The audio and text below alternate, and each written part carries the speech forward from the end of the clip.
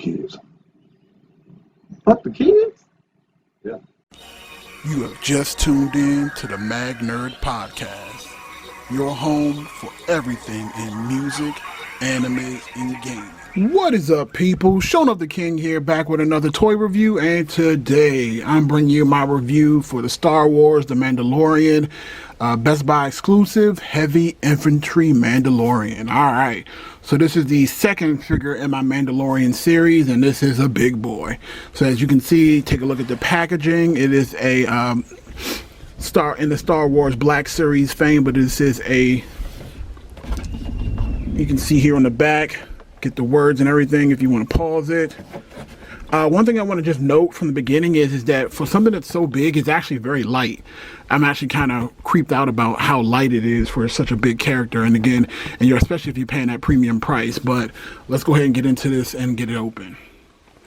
And here we have the Mandalorian Heavy Infantry out of the packaging. I already took the liberty of attaching the jetpack, but I will take it apart so you guys can see exactly what it looks like on its own. I just kind of wanted to give you guys a look at the full complete item. And as you can see here, there is a porthole here and a porthole here, but the porthole on the left hand side, it attaches directly into his gun blaster so that he can shoot a flamethrower. Now I do have a flamethrower accessories for one of my Punisher figures, so I'm going to see if that flamethrower accessory fits here, because if it did, that would be awesome. But you can see the chain gun has some small details to it, and it does look nice. And we also have the jetpack. All right, so here we're going to set the Mandalorian back here, and then I'm going to quickly bring in both the Beskar armor Mandalorian and the original OG Mandalorian, just so that you guys can see exactly what they look like standing up next to each other. And you can kind of tell, other than the height maybe being just a smidge taller and a little bit wider, he does look like a beefier Mandalorian, but it just doesn't look like he is as big as he was on the TV show in relation to the Mandalorian Beskar or the regular. But again, it still looks good. And again, I also noticed that the weight on it is a little bit different. All right. So we'll bring these guys back in a little bit later for some close-up comparisons. But again, I just wanted you guys to see what they look like on a side scale. So I'm going to go ahead and take it apart and look at it. All right, here we are back with the infantry. Just want to get some close-up shots so you guys can see. I'm really loving the paint job that they did on this. I love the wash. I love the scuff marks on the helmet. You can even actually see an indentation right here on his head. That is not painted. That is actually molded in. So I thought that was actually very cool. You can definitely tell that this Mandalorian has been through a lot of battles and has taken a lot of laser blasts to his armor. And again, you can tell here that the flamethrower is intact, and even on the back you get that same indentation here from the damn battle damage on the back of the head as well, right next to his antenna.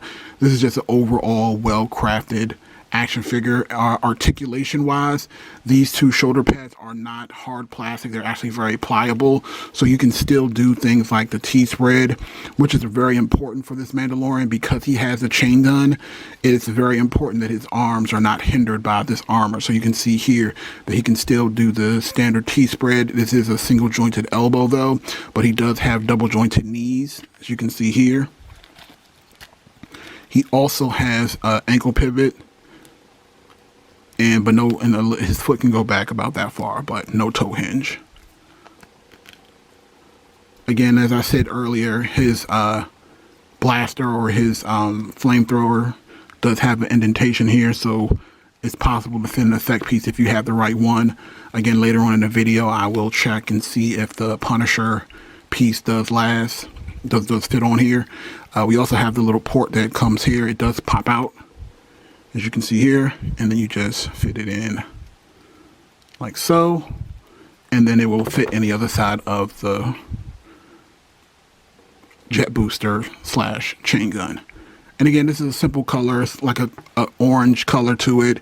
Again, looks exactly like it looked on the show. Again, it goes to the gun. The gun doesn't have a lot of detail to it, but again, it is actually pretty cool. It has multiple ports where he can hold on. He can hold on to the side on the back here. There's another port for him to hold on to on the side. And then with his other arm, you can have him hold on to the handle here, which conveniently switches out like that. So it comes like this, but then the handle flips out so that he can grip it with his other hand to hold it in the position that you want. And again, also the jet boosters are also on here, so we can do things like we did with the other Mandalorian, which is port in effect pieces from other standard 6-inch scale figures to get that flying animation. And then you just port it here on the back like so to get the fit. And then again, like I said, you can have him hold it any way you want. I had it holding it originally on the side, but if you wanted to, you can get him to hold it like that as well. And then let's port it here like that. And then there you go. See? It's cool. And then you just port this, turn it around, and you can put it right here in a jetpack. It's perfect. I like it a lot. And again, you don't have the same issue with the cape that you did with the other Mandalorian. This jetpack looks good. Boba Fett would approve. Alright, let's put him back here. And he stands up actually very well. I don't have the same issue standing him up like I did the other Mandalorians.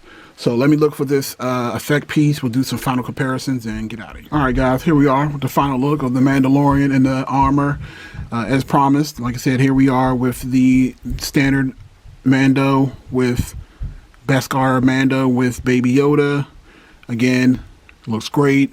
Definitely worth the purchase. I don't know if he's worth the I believe that, how much did I pay? I think I paid $40 for this. I don't know if it's worth the $40 price tag. This is more of a $30 action figure, and you know, I think they were charging $40 for it. So I don't know if I would recommend it for that price, but if you can get it on sale, I would definitely pick this up. One last thing, I do have the flame effect from the Punisher that I have. This is a Mezco piece, and it doesn't look like it fits, and the reason why is it's just a little tinier hole, so it doesn't fit in here without falling out. But the same piece that fits in a jetpack will also fit on the front, so you can always use it. It's like a beam effect.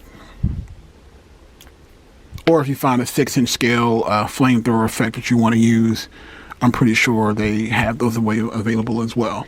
Again, like I said, overall, it's a nice piece. Again, price tag, it might be cost prohibitive for some people, but definitely if you're a fan of the Mandalorian, it's definitely going to be a must-have for you. Again, if you guys enjoyed the video, thumbs up the video, subscribe to the channel, and make sure you hit bell notifications. This is Showing Off the King, and have a good one. Peace.